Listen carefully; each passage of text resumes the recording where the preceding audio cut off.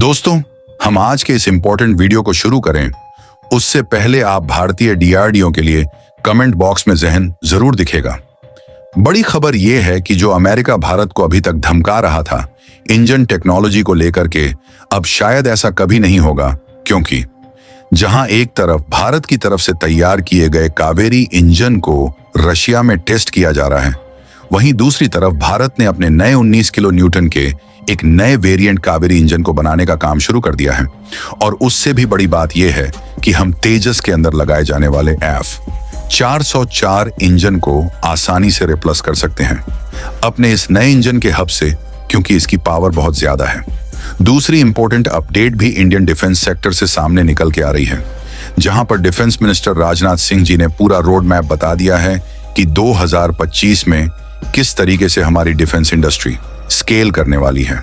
तीसरी अपडेट भी डिफेंस, जहां पर भारत ने अपने 10 सालों के टारगेट को अचीव कर लिया है, और जो टारगेट था कि हम 80% स्वदेशी हथियारों का इस्तेमाल करेंगे, लगभग हम ये अचीव कर चुके हैं। नेक्स्ट अपडेट इंडिया के इलेक्ट्रॉनिक मैन्युफैक्चरिंग एंड एक्सपोर्ट्स से सामने निकल के आ रही है, जहां साल 2025 में ये आंकड़ा कई सौ अरब डॉलर को टच करने वाला। तो आज के इस वीडियो में सारी इंपॉर्टेंट अपडेट डिटेल्स में आपको बताते हैं कि यदि आपको हमारी न्यूज सीरीज पसंद आ रही है तो आज के इस वीडियो के लाइक और चैनल को सब्सक्राइब जरूर कीजिएगा।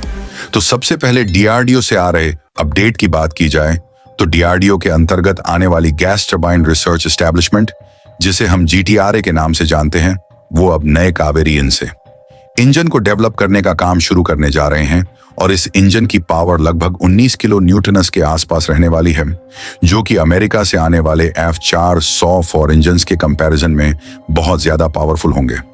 जो अमेरिका अभी तक भारत को ऑप्शंस देने में लगा हुआ था, भारत को टेक्नोलॉजी न देने की बात कही जा रही थी, भारत के साथ की गई प्रीवियस डील्स के प्राइस को बढ़ाने की बात कही जा रही थी, उन सभी चीज को न्यूट्रल करने की तैयारी है।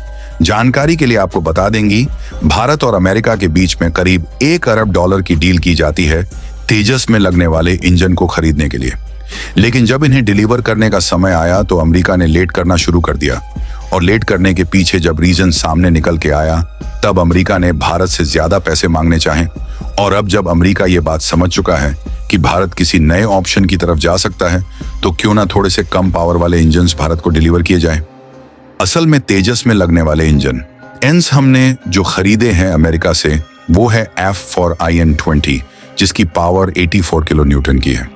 बट अमेरिका चाहता है कि अगर फास्ट डिलीवरी आपको चाहिए तो आप F40 और 102 इंजन ले सकते हैं, बट इसका ट्रस्ट एट 77 किलो न्यूटन का है, यानी कि काफी ज्यादा डिफरेंस हमें देखने को मिलेगा, और ओवरऑल इसकी पावर परफॉर्मेंस में भी इंपैक्ट देखने को मिल सकता है। लेकिन डीआरडीओ ने जो मास्टर स्टॉक चलाया है, ये पूरे अमेरिका नहीं पूरी दुनिया को हैरान कर देगा, क्योंकि हम 90 किलो न्यूटन के थ्रस्ट वाले इंजन को डेवलप करने की तैयारी शुरू कर चुके हैं। और ऐसा नहीं है कि ये कोई फ्लॉप प्रोजेक्ट है, बल्कि ऑलरेडी हमने कावेरी इंजन को डेवलप कर लिया है। रशिया में एक एयरक्राफ्ट जिसमें 4 इंजन का इस्तेमाल किया जाता है, उसमें से एक इंजन को हटा करके हम उसकी टेस्टिंग भी कर रहे हैं। और इस रिपोर्ट के बेसिस पर यह कहा जा सकता है कि नया कावेरी इंजन, मौजूदा कावेरी इंजन, जिसे हम ड्राई कावेरी इंजन के नाम से जानते हैं, 20 से 25% ज्यादा ट्रस्ट पैदा करेगा।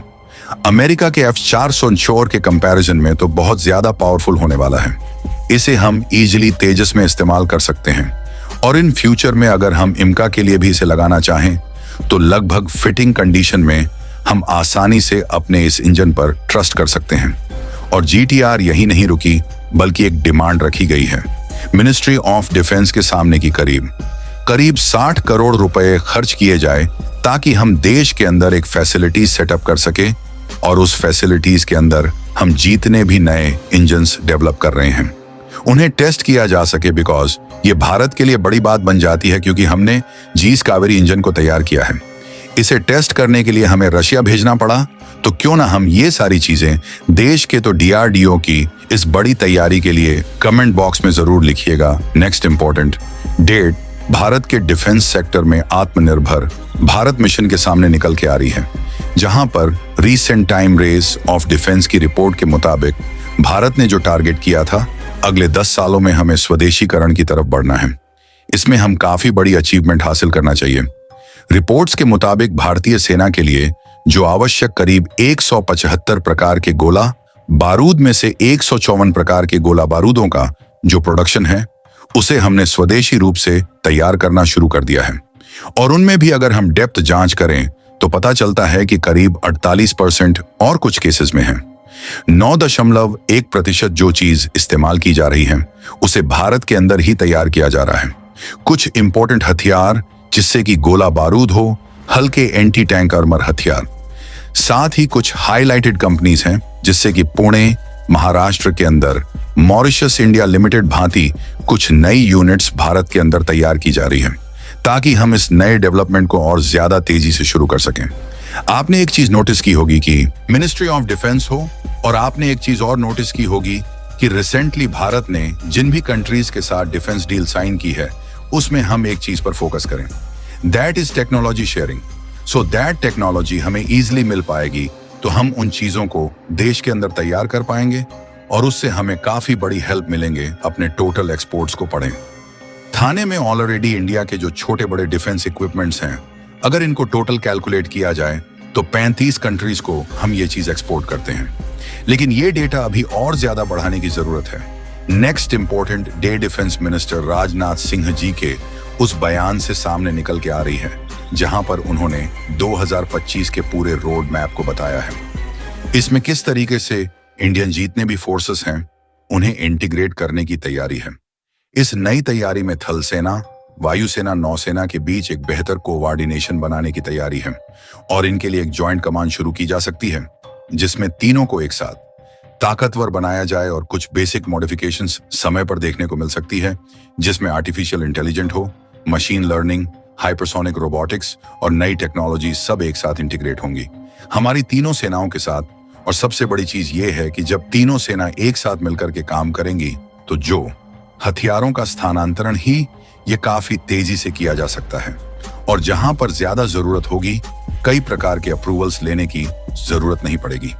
और ये प्रोजेक्ट ऐसा भी नहीं है कि हम पहली बार इस्तेमाल कर रहे हैं। ऑलरेडी कई कंट्रीज इन चीजों का इस्तेमाल करती हैं और बहुत बड़े लेवल पर अपनी सेनाओं को मजबूत कर चुकी हैं और हम दूसरे देशों से देखते हुए अपनी सेना को मजबूत करें। नेक्स्ट इंपॉर्टेंट बीट इंडिया के इलेक्ट्रॉनिक मैन्युफैक्चरिंग एंड एक्सपोर्ट के सामने निकलते आ रही है जहां पर इलेक्ट्रॉनिक इंडस्ट्री में भी 2025 के अंदर भारत की बहुत बढ़िया परफॉर्मेंस रहने वाली है। आंकड़ों के मुताबिक साल 2025 में जब भारत का इलेक्ट्रॉनिक डेवलपमेंट है, इलेक्ट्रॉनिक मैन्युफैक्चरिंग एंड एक्सपोर्ट है, ये करीब 1400 अरब डॉलर के आंकड़े को छू सकता है। इसमें मोबाइल एक्सपोर्ट बहुत तेजी से अपनी अहम भूमिका निभा रहा है। जानकारी के लिए आपको बता दें कि इलेक्ट्रॉनिक मैन्युफैक्चरिंग सेक्टर 2029 के अंदर करीब 115 बिलियन डॉलर था। 2025 में बढ़कर के यह 14 बिलियन डॉलर तक पहुंच जाएगा जो लगभग 15% की ग्रोथ है।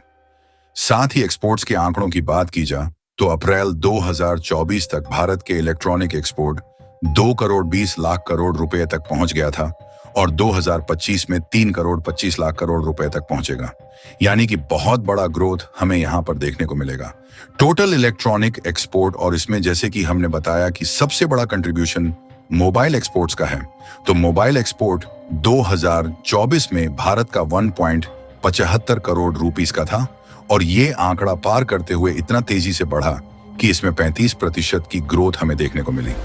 एंड नाउ 2025 के अंदर ये डेटा 1.75 करोड़ तक पहुंचा और एक्सपोर्ट में जो हमें सिग्निफिकेंट ग्रोथ देखने को मिल रही है, इसके पीछे एक रीजन है कि भारत के अंदर जो घरेलू डिमांड है वो स्टेबल हो चुकी है। यानी कि बहुत ज्यादा इलेक्ट्रॉनिक कंज्यूम नहीं किया जा रहा, बल्कि हम दुनिया के दूसरे एफेट तीसरे सबसे बड़े मोबाइल, दुनिया के सबसे बड़े मोबाइल हैं कि सबसे बड़े मोबाइल की इन अस्यूम करने वाले कंट्री हैं।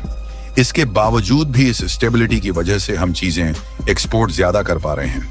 जहां प्रधानमंत्री मोदी का टारगेट है कि 2030 तक भारत की जो इलेक्ट्रॉनिक इंडस्ट्री है इसे 500 अरब डॉलर तक पहुंचाया जाए, यानी कि लगभग $500 बिलियन। और इसे बढ़ाने के लिए हमें जो एनुअल ग्रोथ चाहिए वह चाहिए 27.7%, जो एक्सपोर्ट्स के मामले में तो और ज्यादा आगे निकल चुकी है।